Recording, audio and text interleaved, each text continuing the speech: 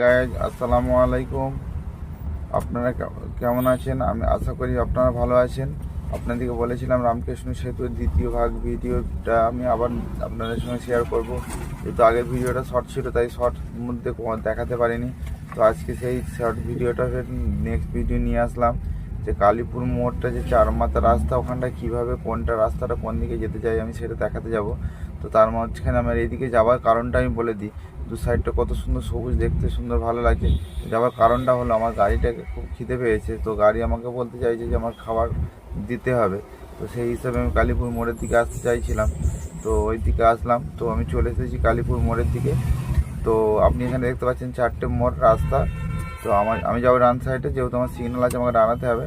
তো আমি এখানে এই মুহূর্তে দেখিয়ে দেবো আপনাকে তো কোনটা কোন দিকে রাস্তা যাচ্ছে।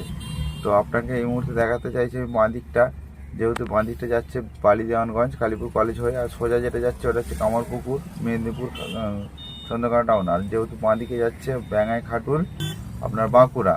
তো আমি তো যাবো ওই রোডটা ধরেই, যেহেতু আমার গাড়ির খাবার ব্যবস্থাটা ওখানে আছে। তো আমার চ্যানেলটা ভালো লাগলে লাইক, কমেন্ট, সাবস্ক্রাইব করবেন নেক্সট পরবর্তী ভিডিও পাওয়ার জন্য।